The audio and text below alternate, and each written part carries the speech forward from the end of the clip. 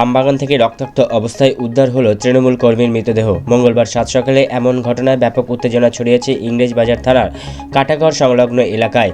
ওই এলাকায় 12 নম্বর জাতীয় সড়কের ধারে আমবাগান থেকেই পুলিশ ওই মৃতদেহ উদ্ধার করে। যদিও মৃত তৃণমূল কর্মীর বাড়ি কালিয়াচক থানার সুলতানগঞ্জে। মৃতের পরিবারের দাবি, তাদের বাড়ির ছেলেকে মাথায় গুলি করে খুন করেছে দুষ্কৃতীরা। যদিও পুলিশ জানিয়েছে, ময়না তদন্তের রিপোর্ট পরিষ্কারভাবে হাতে না এলে গুলি করে খুনের কথা বলা সম্ভব নয়। তবে মাথায় ভারী কোনো বস্তু দিয়ে আঘাত করে ওই তৃণমূল কর্মীকে খুন করা হয়ে থাকতে পারে। মৃতের পরিবারের বক্তব্য, সোমবার বিকেল 4টা নাগাদ মোটর বাইক নিয়ে কাজে বেরিয়ে যায় ওই তৃণমূল কর্মী। রাতভর নিখোঁজ থাকার পরেই এদিন সকালে তার মৃতদেহটি উদ্ধার হয়। পুরো বিষয়টি নিয়ে মৃতের স্ত্রী তানজিলা খাতুন কালিয়াচক এবং ইংরেজবাজার থানায় লিখিত অভিযোগ দায়ের করেছেন। মৃতদেহটি উদ্ধারের পর ময়না তদন্তের জন্য মালদা মেডিকেল কলেজের মর্গে পাঠানোর ব্যবস্থা করে পুলিশ। এদিকে মোথাবাড়ি বিধানসভার অন্তর্গত কালিয়াচকের বাসিন্দা মৃত ওই কয়লা ব্যবসায়ীর পরিবারের সঙ্গে দেখা করেন রাজ্যের উত্তরবঙ্গ উন্নয়ন দপ্তরের রাষ্ট্রমন্ত্রী তথা স্থানীয় বিধায়ক সাবিনা ইয়াসমিন। পাশাপাশি মেডিকেল কলেজের মর্গে উপস্থিত মৃতের পরিবারকে সমবেদনা জানান তিনি। পুলিশ ও স্থানীয় সূত্রে জানা গিয়েছে, মৃত তৃণমূল কর্মীর নাম ওবায়দুল্লাহ খান। তার বাড়ি মোথাবাড়ি বিধানসভার অন্তর্গত কালিয়াচক থানার সুলতানগঞ্জ এলাকার চামা ফুলুর বাথান। তার বাড়ি মোথাবাড়ি বিধানসভার অন্তর্গত কালিয়াচক থানার সুলতানগঞ্জ এলাকার চামা ফুলুর বাথান এলাকায়। পরিবারে তার বৃদ্ধ বাবা, মা, স্ত্রী সানজিলা খাতুন এবং 2 ছেলে আসিফ খান ও আতিফ খান রয়েছে। তৃণমূল দল করার পাশাপাশি এলাকার একজন প্রভাবশালী ব্যবসায়ী হিসেবে পরিচিত ছিলেন ওবায়দুল্লাহ। মূলত তিনি কয়লা ব্যবসার সঙ্গে যুক্ত ছিলেন। জেলার বিভিন্ন ইটভাটাগুলিতে কয়লা সরবরাহ করতেন। মৃতের এক ভাই আমির খান বলেন, সোমবার বিকেল 4টা নাগাদ দাদার ফোন এসেছিল। পরে সে মোটর বাইক নিয়ে ব্যবসার কাজে বেরিয়ে যায়। রাত 10টা থেকে দাদাকে ফোনে পাওয়া যাচ্ছিল না। বৌদি অনেকবার ফোন করেছে, কিন্তু বারবার মোবাইলে সুইচ অফ বলছিল। বিভিন্ন জায়গায় খোঁজাখুঁজি করেও দাদার সন্ধান পায়নি। এরপর ওই দিন গভীর রাতে কালিয়াচক থানায় দাদার নিখোঁজ হয়ে যাওয়ায় লিখিত অভিযোগ দায়ের করি। কিন্তু সকাল হতেই পুলিশ মারফত আমরা খবর পাই, ইংরেজবাজারের কাটাগড় এলাকার একটি আমবাগান থেকেই দাদার রক্তাক্ত দেহ উদ্ধার হয়েছে। ঘটনাস্থলে গিয়ে জানতে পারি, দাদাকে মাথায় গুলি করে খুন করেছে দুষ্কৃতীরা। ব্যবসার সুবাদেই দাদা অনেকের কাছে মোটা টাকা পেত। আমাদের ধারণা, সেই লেনদেন সংক্রান্ত বিষয় নিয়ে দাদাকে মাথায় গুলি করেছে দুষ্কৃতীরা। মৃতের এক জামাইবাবু আব্দুর রউফ সেমিম বলেন, শ্যালকের বাজারে ব্যবসার লক্ষাধিক টাকা পাওনা ছিল। শ্যালক বলেছিল, লক্ষ লক্ষ টাকা বেশ কিছু পাওনাদারের মেটাচ্ছে না। তারপরেই এরকম নৃশংসভাবে তাকে খুন করা হয়। আমরা এই ঘটনার বিষয়ে পুলিশকে জানিয়েছি। মৃতের স্ত্রী তানজিলা খাতুন বলেন, আমার স্বামী কোনো সাথে পাকে থাকতো না, নিজের মতন ব্যবসা করত। তৃণমূল দলটাকে ভালোবাসে। মাঝে মধ্যে দলীয় কিছু কর্মসূচিতেও যেত। তবে টাকা পয়সা সংক্রান্ত বিষয় নিয়ে ওকে খুন করা হয়েছে। রাজ্যের মন্ত্রী তথা মোথাবাড়ির বিধায়ক সাবিনা ইয়াসমিন বলেন, ওবায়দুল্লাহকে আমি ভালো মতো চিনি। তৃণমূলের সাধারণ কর্মী হলে অত্যন্ত ভালো ছেলে। গ্রামের মানুষের কাছে ওর সম্পর্কে প্রশংসা শুনেছি। এখন এই ঘটনার পেছনে রাজনৈতিক রং নেই। এই ঘটনায় যারা যুক্ত রয়েছে তাদের কঠোর শাস্তির দাবি জানাচ্ছে। যদিও এ ব্যাপারে পুলিশ জানিয়েছে, ময়না তদন্তের রিপোর্ট না পাওয়া পর্যন্ত এটিকে শুট আউটের ঘটনা বলা যাবে না। অন্য কোনো ভারী বস্তু দিয়ে মাথায় আঘাত করে খুন করা হয়ে থাকতে পারে ওই ব্যক্তিকে। এই খুনের সঙ্গে জড়িত দুষ্কৃতীদের খোঁজ চালানো হচ্ছে। ছেলেটা 4টার পর বাড়ি থেকে খাওয়া দাওয়া করে বের হলো। বের হয়ে কোথায় গেল কোনো খবর নাই। 5টার পর থেকে ফোন লাগাচ্ছি, ফোন রিসিভ হচ্ছে, ফোন তুলে না, রিং হচ্ছে, ফোন তুলে না। রাত 9টার দিকে থানা যেয়ে জিডি করলাম। থানাওয়ালা থেকে লোকেশন দিল, তোমরা এইদিকে দেখো, মোথাবাড়ির দিকে। ওই দিক থেকে আমরা গাড়ি নিয়ে সব ছেলেপেলেরা সব এসে দেখলো, পাওয়া গেল না। আবার লোকেশন দেখাচ্ছে আপনার সদুল্লাপুরে ওরা আসলো, ওইখানে পাওয়া গেল। লাস্টের পজিশন দেখালো আপনার সুস্তানিতে। এইখান থেকে ওরা ঘুরে চলে গেলো, দেখতে পাইনি। আবার পুলিশরা লাশ উঠে নিয়ে এসছে মোথাবাড়ি বাগান থেকে। আর কে মেরেছে, কোথায় মেরেছে, কীরকম মেরেছে সেটা আমরা দেখিনি। কীভাবে মেরেছে? কীভাবে মেরেছে ওটা দেখি না, মানে কি শুনেছেন? শুনছি কে বলছে গুলি করেছে, কে বলছে হাঁসের টোপ দিয়েছে, পিছন থেকে রক্ত ঝরছে। আর বডিটা দেখতে পাইনি, বডি ঢাকা আছে। পিছন থেকে গুলি করেছে। কি নাম যার? ওবায়দুল্লাহ খান। কে হয় আপনার? আমার ভাতিজা, ভাইয়ের ছেলে। কি করতেন উনি? প্রফেশন আমরা কয়লার ব্যবসা করতে। কেন, মানে কেন হতে পারে এটা? কি কারণ ওটা বলতে পারছি না। বলে যেত কি এটা ব্যাপার আছে, আমরা তাগাতে যেতাম অমুক জায়গাতে, আমরা ধরতে পারতাম যে অমুক জায়গায় গেছে, অমুক জায়গার লোক মেরেছে। ও কিছুই বলে যায়নি। 4টার পর বাড়ি থেকে বের হলো, কাগজ বলে যায়নি। কে বলবে কোথায় গেল, কোথায় মারলো, দেখতে পাইনি। আর কেউ বলে কোনো রাজনৈতিক দলের সঙ্গে যুক্ত ছিল? না। কি করতো? কে কয়লার ব্যবস্থা করতো না এমনি এমনি রাজনীতি টিএমসি সদস্য ভোট করলে এমনি ই করতো, হ্যাঁ ওরকম নেতা পার্টি কেউ ছিল না। পদে কোনো ছিল না, পদে ছিল না। সক্রিয় ছিল। ছিল কি সাবিনার সঙ্গে কাজ করতো না কার সঙ্গে? সাবিনার সঙ্গে না, আমাদের এখানে টিএমসি কর্মী আছে। কর্মী আছে, সাবিনার সঙ্গে করেনি। আপনারা কি চাইছেন এটা? একটা পুলিশ তদন্ত হোক, দেখা যাক কে মেরেছে, কোথায় মেরেছে, কীরকম মেরেছে, কে টাকা পাবে না এমনি মেরেছে, আপনারা তদন্ত করে দেখেন। ওনার বাড়িতে কে কে আছে? ওনার বাড়িতে ওর স্ত্রী আছে, দুটো ছেলে আছে, ছেলে নাবালক, একটা আছে 5-6 বছরের, একটা 2 বছরের, দুটো ছেলে। ওর বাবা আছে, ভাই আছে, আপনার কে হয়? ভাতিজা, ভাইয়ের ছেলে।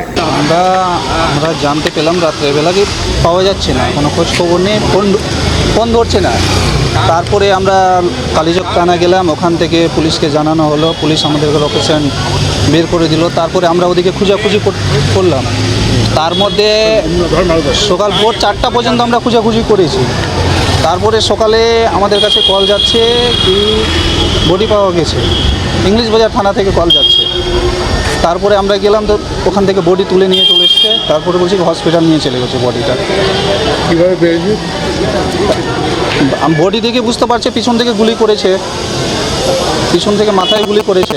কোনো দল করতো এই না, কোনো দলের সঙ্গে জড়িত না, কিন্তু তৃণমূল কর্মী, তৃণমূল ব্যবসায়িক, কয়লা ব্যবসায়িক, এমনি পেশায় কয়লা ব্যবসা। কয়লা ব্যবসায়ী, ইট ভাটা আছে। কেন খুন করা হলো কিছু জানতে পারছি? সেটা এখন আমরা কিছু জানতে পাইনি কেন খুন করা হলো। কি মনে হতে পারে, কি মনে হচ্ছে? আমার মনে হয় মার্ডার করেছে এটা। মার্ডার করার কারণ কিছু কারণটা এখন বলে ব্যবসায়িক কোনো লেনদেন? সেটাই হতে পারে, লেনদেন আছে। এমনি তো কারোর সঙ্গে কোনো গ্রামে কারোর সঙ্গে সম্পর্ক খারাপ, কি কারোর সঙ্গে ঝাই ঝামেলা, এগুলো তো কোনো ঝাই ঝামেলাতে ছিল না। তো কারোর সঙ্গে শত্রুতা আছে, এগুলো কোনো ঝামেলাতে ছিল না। কোনো গোলমাল? ভালো ছেলে। কারোর সঙ্গে গোলমাল? না না না, ওগুলো কোনো গল্প নয়। ব্যবসায়িক আছে, কয়লার ব্যবসা করে, অনেক দিন থেকে ব্যবসা করছে, 10 বছর থেকে ব্যবসা করছে। এটা কি ব্যবসায়িক কারণ হতে পারে? সেটাই হতে পারে, ব্যবসায়িক কারণেই হতে পারে। আপনারা কি চাইছেন এটা? আমরা চাই কি সঠিক কে মার্ডার করেছে তাকে নিঃসুষ্ঠুভাবে আমাদেরকে, কে দোষী আছে সেটাকে বের করার দরকার আছে, তাকে শাস্তির দরকার আছে। কি নাম আপনার? আমার নাম আওয়াবিল শেখ। বলছি কিভাবে মেরেছেন, কি মনে করছেন?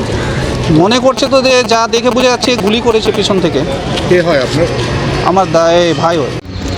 দেখুন, আমরা ময়নাতদন্ত রিপোর্ট আসার পরেই প্র্যাকটিক্যালটা বলতে পারবো। তবে যতটুকু আমাদের কাছে প্রশাসনিক লেভেলে খবর, তাতে মাথার পিছনে লেগেছে। এখন সেই লাগাটা কিসের আঘাত সেটা আমরা হয়তো তদন্তর পরিপ্রেক্ষিতে বুঝতে পারবো। তবে যেটাই হোক, সেটা তো পরিবার বলছে গুলি করা। অস্বাভাবিকই খুন। পরিবার তো দেখুন, যার হারিয়েছে সে তো বলবেই, বা গুলিও হতে পারে। কিন্তু আমি একটা দায়িত্বপূর্ণ জায়গাতে বলতে ওটা পারছি না যে কি হয়েছে।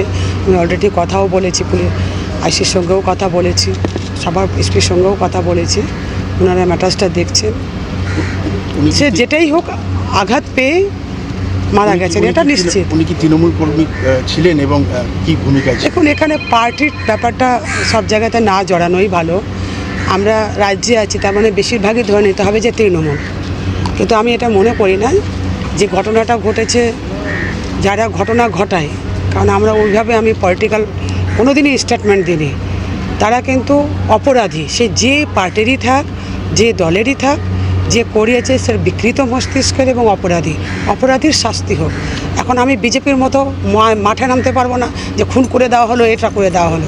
অপরাধী, তার কোনো পলিটিক্যাল রং হয় না, তারা পলিটিক্যাল আশ্রয় নেয়। ফলে যেই এই ঘটনাটা ঘটিয়েছে, আমরা কড়াভাবে এটা তদন্ত করে শাস্তি আমরা দাবি তিনি করছি। কি জানতে পারলেন মানে কেন মারা হয়েছে? আমরা চেষ্টা করছি। আমি অনেকক্ষণ ধরে পুলিশের সঙ্গেও কথা বলেছি, পরিবারের সঙ্গেও কথা বললাম, এবং আমার ওখানকার যারা নেতৃত্ব আছে তাদের সঙ্গেও কথা বলেছি। কথা বলে আমরা জানার চেষ্টা করছি। কিন্তু খুব ভালো ছেলে, ওর সঙ্গে যে কারোর বিবাদ ছিল সেরকম এখনও পর্যন্ত উঠে আসছে না। কি মনে হচ্ছে, রাজনৈতিক খুন? দেখুন, বুঝতেই পারছি না যে খুনটা কীরকম টাইপের খুন। এখনও আমি রাজনৈতিক খুন বলবো, হয়তো রাজনৈতিক খুন বললে আমার পলিটিক্যাল ফায়দা হবে, বাট আমি চাইছি না, এটার তদন্ত উঠে আসুক, প্রকৃত যে অপরাধী সে যেন উঠে আসে। দিদি, মালদায় একের পর এক তৃণমূল কর্মীদের উপর আক্রমণ, খুন, পুলিশের ভূমিকা কী দেখছে? দেখুন, পুলিশের কাজ করছে। আমরা চাইবো যে একটি লোকও যেন অস্বাভাবিক মৃত্যু না হয় একটি লোকেরও। ফলে আরও কঠোরভাবে আমাদের ব্যবস্থা নিতে হবে। এবং সবথেকে যেটা আমি বুঝতে পারছি যে এত সামাজিক অবক্ষয়, মানুষের সহনশীলতা, ধৈর্য এত কমে গেছে যে সামান্য ইভেন বাবা মাও হয়তো ছেলে মেয়েকে যদি কোনো একটা কথা বলে দিচ্ছে ঘরে গিয়ে ফাঁসি লেগে যাচ্ছে। মানে কোন জায়গায় জেনারেশন চলে যাচ্ছে। না শুধু তৃণমূল লিডার বা তৃণমূল কর্মীদের উপর এই আক্রমণটা মালদায় কেন হচ্ছে? দেখুন, সেটা তো অন্য পার্টি বলবে, বিজেপি বলবে কেন আক্রমণ হচ্ছে, প্রশাসন বলবে। তবে যারা খুন হয়েছে তারা খুন করেছে যারা, তারা খুনি, তাদের শাস্তি হোক। এবং এটা আমাদের ঊর্ধ্বতন কর্তৃপক্ষ দেখছেন পলিটিক্যাল ব্যাপারটা, যে কেন খুন হচ্ছে না হচ্ছে, পুলিশ প্রশাসন দেখছেন। আমি এই ব্যাপারে বিতর্কিত কোনো মন্তব্য করতে যাব না। পরিবারের আমরা কথা বললাম, মিসিং ডায়েরি করা হলো এবং মিসিং ডায়েরি করার পর আজকে সকালবেলা এতক্ষণ টাইম পুলিশের প্রতি একটা তো মানুষের একটা আশ্বাস থাকে, ইনকোয়ারিটা অনেকটা ডিলে হয়েছে, তেমনটা একটা বলা হচ্ছে। মিসিংটা হলো তারপর সাথে সাথে পুলিশের কাছে করা হলো, পুলিশ যদি একটু সক্রিয়। রাত্রে 8টায় মিসিং ডায়েরি যদি হয়ে থাকে নিশ্চয়ই জানতে হবে পুলিশ কেন এটা ডিলে করেছে। করেছে যা শুনলাম, প্রশাসনও খোঁজাখুঁজি করেছে মিসিং ডায়েরি হওয়ার পরেও। পুলিশকে আপনি কি বলছেন, মানে একদম সঠিকভাবে যত দেখুন, যেই অপরাধী যেই থাক, আজকে যদি পার্টির রং লাগিয়ে, আমার কথাটা বোঝার চেষ্টা করুন, পার্টির রং লাগিয়ে আমি অপরাধকে ছোট করতে চাই না। যে অ্যান্টি সোশ্যাল, যে ক্রিমিনাল, তার শাস্তি হোক, সে অপরাধীর নাম বেরিয়ে আসুক। আমি পার্টির রং দিয়ে কিন্তু তার ধারাকে, তার অপরাধকে আমি কখনোই ছোট করব না। আমি এই ব্যাপারে কোনো স্টেটমেন্ট, পার্টির লেভেলে আমি স্টেটমেন্ট দেবো না। যে অপরাধী, যে খুন করছে, যে মার্ডার করছে, যে অ্যান্টি সোশ্যালের যুক্ত আছে, তার কঠোর থেকে কঠোর শাস্তি হোক।